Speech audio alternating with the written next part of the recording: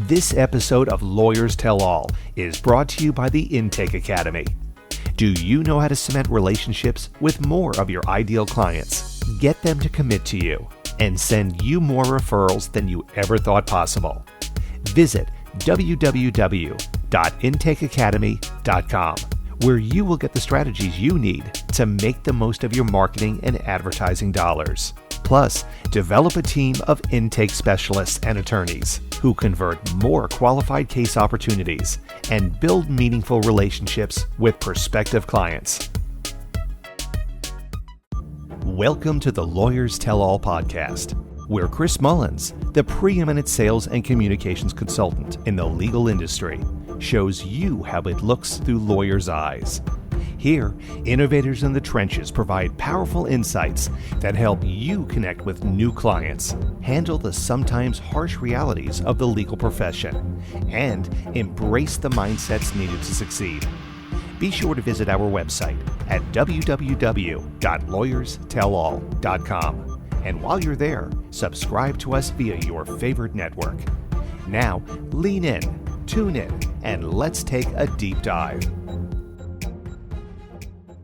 Hello, everyone. It's Chris Mullins with Lawyers Tell All, and today I'm going to be interviewing Yani Smith, and this is going to be just amazing, exciting. So I'm going to let Yani tell you about herself. Go ahead, Yani. Hi, Chris. Thank you so much for having me on. I'm Yani Smith. I'm the CEO and founder at Legal Intake Pros. We're a team of over 20 analysts, coaches, implementation specialists, and we work to support firms to remove the friction in their intake, like you. So I'm actually very excited about this conversation to speak to another intake expert, which, I've been following your content for years, by the way, when I was in-house as a market. I know. Okay. There's not a lot of resources, or there wasn't, especially 10 years ago in the industry. So something I want to share with you is that I actually buy your book for every single employee that starts at Legal Intake Pros. And at the time when I was in-house as a marketing director and intake director, looking for solutions and, a lot of what we offer to firms today, I would find your resources, and it was very valuable at the time. So it's very full circle to be here with you today. Yeah, it's great. So I will say that the reason I reached out to you, I think I might have bumped into you somehow on LinkedIn or something. I really don't know. And your name I love your name, Yani. I like it a lot, but also it kind of like sticks out, right? So I was like, okay, who's Yani? And then when I was reading a little bit, I thought, oh, okay, so another one to add to the circle here. That's great, finally, and that's really good. And so that's why I reached out, because there's only a couple of other people, and I get excited about it. I like it. I mean, I've been doing this for 30 years. I don't want to not do it. I never thought of that. But when someone else is there, I don't know. It feels good. I like it. So I just wanted to meet you. And then I realized that we're both going to be at PILMA. And then I saw that we're both going to be on the intake panel. I thought, well, we got to break some bread before we do that. I'm really excited for the panel, and I agree. There's not a lot of us in the industry focusing on intake optimization solutions at the core. So it's great to connect, especially ahead of our PILMA panel. Yeah. So tell us a little bit about you. Who are you? Where'd you come from? What were you doing? What are you doing? Well, I'll give you actually a fun fact. My name, I get told a lot that my name is unique, but a fun fact about me is that my full government first name is actually Yanishka. So I go by Yani because it's more folksy. It's easier for folks to say, but it's actually Yanishka. And I go by Yani. So just a fun fact to share. So I am Dominican, but I have a Russian name. My mother heard it on a plane while she was pregnant and decided to name me Yanishka. And I just go by Yani to make it a lot easier. But a little bit about me is as I mentioned, I'm the CEO and founder here at Legal Intake Pros, and like you, very passionate about helping firms that are investing significantly in marketing and advertising to generate more leads, to catch up holes in their intake process, especially when the number of signed cases hasn't increased due to marketing spend. So I'm very much devoted to helping firms remove the friction through training and quality control and systems and reporting. So that's where I spend most of my time today, building Legal Intake Pros. It's been a few years since we launched, and very excited about the firms that we get to work with today. That's awesome. So, do you remember the moment when you said, yeah, I think I'm going to go out on my own? Yeah, I do. I think I looking back even 10 years ago when I was in-house and was literally losing sleep over trying to perfect our lead supply, trying to ensure that we had a return of investment from all the marketing spend. I had a lot of pressure. It was a high volume firm, and I was looking for resources on not just how to perfect our lead supply and to have the data for that, but once I was a few years into that role, I took a step back and stopped focusing on the lead supply and thought to myself, we should probably look at what's happening to the leads after they touch the firm. And once I got into the data that I was looking for and looking for resources, besides yourself and just a couple others in the industry, there wasn't a lot of solutions. And over then following several years of optimizing that firm and several firms' intake, I wanted to create something that I needed at the time. And that is when I decided to move forward and launch Legal Intake Pros, because it's what I had wished for as an intake director and an in-house marketing director 10 years ago.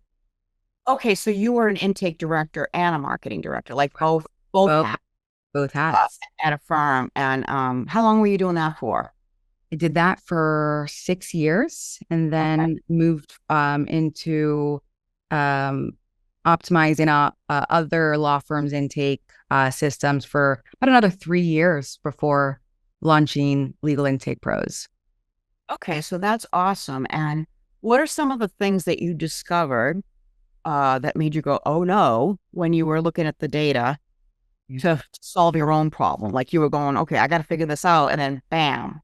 Yes. So the taking a look at the potential client journey and looking at first touch. So from the initial contact, how long was it taking for the firm at the time to respond to an outbound lead, for example?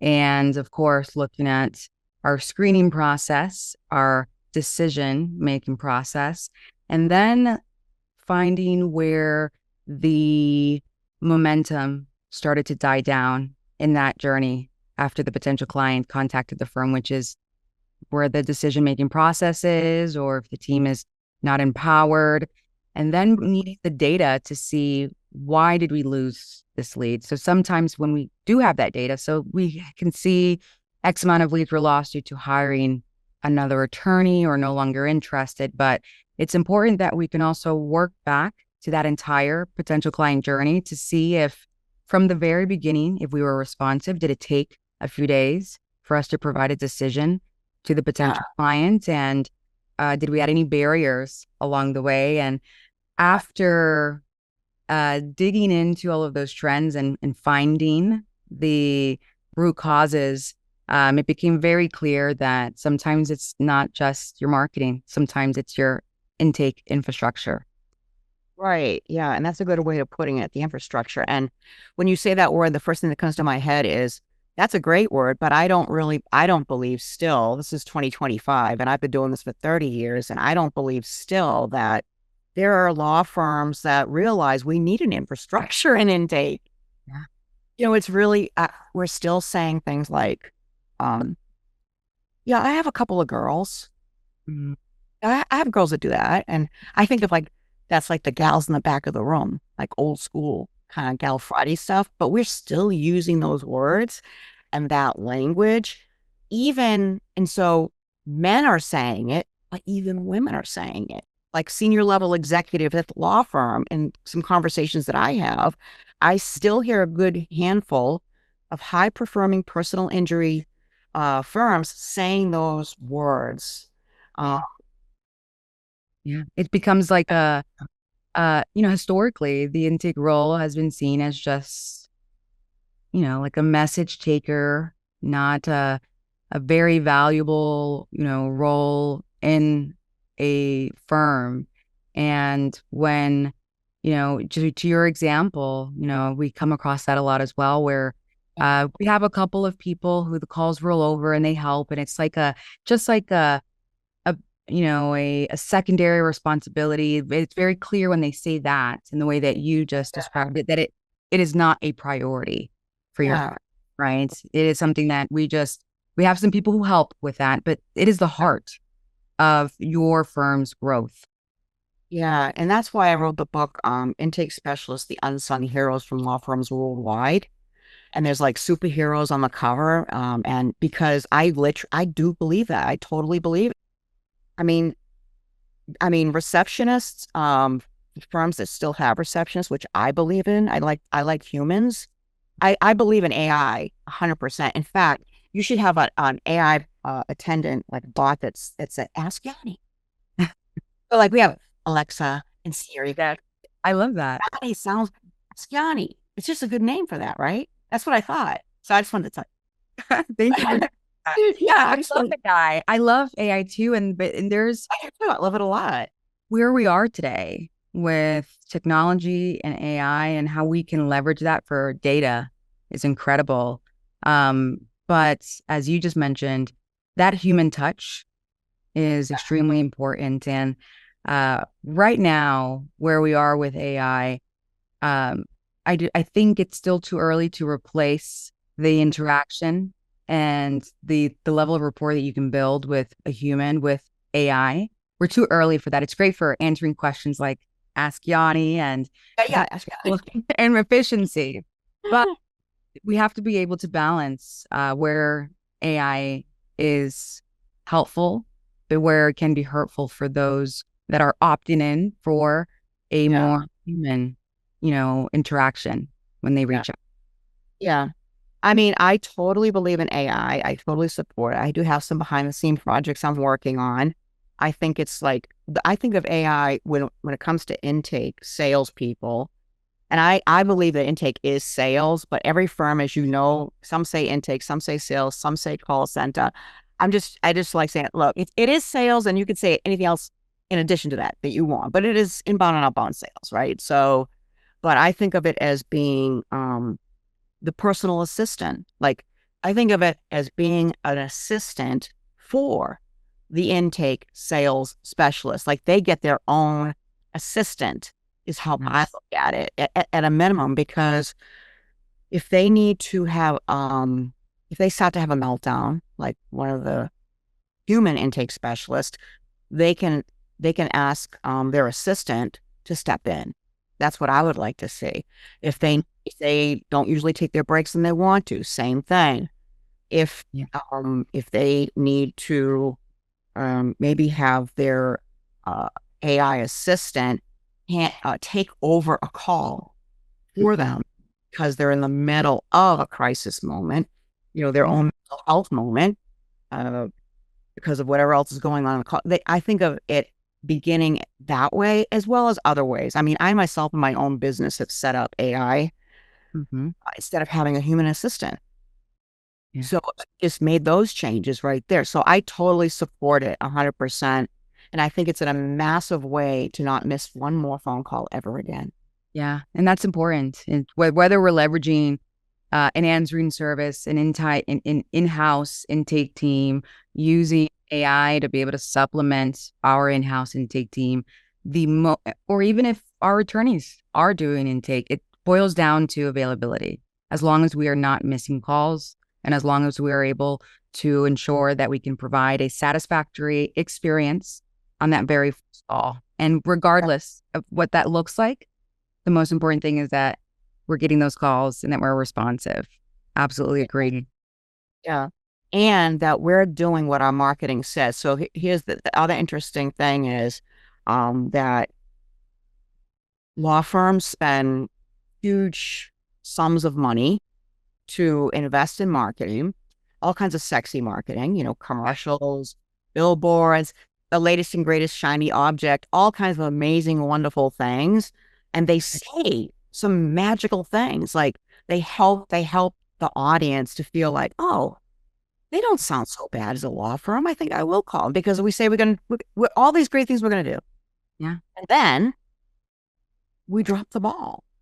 We do. We didn't connect all of that to making sure it happens with the sales team, with legal assistants, with the paralegal, with the case managers, with the attorneys. And because of that, we broke our promise. We did. We did. And I truly believe that the reason why many firms who are investing significantly in marketing are dropping the ball is because for a long time, it was, good lawyers don't market. And then and then there was a lot of catching up in, this industry when it comes to technology and marketing. And then it was understanding that with marketing comes nurturing and tracking and management. But I truly believe that, really 30 years, 20 years, the last 10 years, it's still relatively new for a lot of firms. And when you think about how all of these calls need to be answered by someone, they think, well, I have an entire team that is knowledgeable and has experience. Of course they can, but can they sell? Can they sell your firm? Will they be able to follow up with that lead? And that's where that expensive, sexy marketing becomes even more expensive. When we are not converting those into retained clients, and especially for firms that are marketing and they're transitioning from maybe a referral based, lead supply. You have to nurture those leads. Just because you speak to them once doesn't mean that you have, that signed retainer in hand. You've got to sell, you've got to overcome objections, and you'll have to follow up. Yeah. And it's everything that we want from the front line. So the intake sales specialists, it's really the same for everybody. So one of the things that we do, and I enjoy even more, is intake folks, those relationships, but also the attorneys. Yes. So I work very closely with the attorneys, even the attorneys that don't convert. So the attorneys that just have client relationships, on empathy and client retention and communication skills. So it's really just the same everywhere. You just have to understand the person you're speaking to and customize it to that person. But the biggest thing that is a pet peeve of mine, for lack of a better way of saying it, in addition to empathy, is mental health. So mental health is critical for every human that works at a law firm. They are all dealing with some type of PTSD and trauma. And one of the things that I've kind of committed to is helping to find a way for the senior level executives at firms to notice and be curious about the intimate moments that just pop up every day that we don't tend to look at, so that we can just help them. Yeah. I really appreciate that because, I think on this topic of intake, much of it is, law firm customer service development, much of the focus is on supporting the potential client, supporting the client and what they're going through. But it is extremely taxing to work inside of a law firm, especially when the focus is, the traumatic events and injuries, and the team is absorbing that every single day. And especially the intake team that's, screening all day for all of these matters, whether we can help them or not. They're listening to potential clients talk about their worst day recently. And so I really appreciate your focus on supporting the staff inside of the firm and connecting them with the resources and invoking awareness in leadership and how that is impacting them, because they have bad days too. Yeah, they do. And they break down. We all break down. So let's just keep it real. Yeah, I love that. Let's keep it real, right? So, well, any last words for everybody, and how can they get in touch with you? Yeah, well, thank you so much for having me on today. I really enjoyed this conversation. And, I just, as the last words, I would say read Chris's books. They've helped my team. They have helped over the years. Those are really my last words. That's where you can start. There's a lot of resources out there, but it's definitely been valuable for our team. And we want to ensure that we can raise as much awareness of what is the most important thing in your firms as it relates to a barrier to growth. And that's usually intake. And you can find me on Instagram. Our website's legalintake.pros.com. I think all of our handles on social is Legal Intake Pros. And you can always email info@legalintake.pros.com. Oh, wonderful. Well, I've enjoyed hanging out with you. Yes. I'll have to do it again. All right. And I'll see you soon. See you soon. See you at Pilma. That's right. All right. So long, everybody. Bye-bye. Thank you. Thank you for tuning in to Lawyers Tell All, where Chris Mullins takes you on a journey with lawyers in the trenches who show you the realities of what it takes to succeed in this chaotic, crowded, ever-changing profession. Remember to visit our website at www.lawyerstellall.com and enjoy even more great episodes like this one. Again, while you're here, subscribe to us via your favorite network. We look forward to seeing you next time on Lawyers Tell All.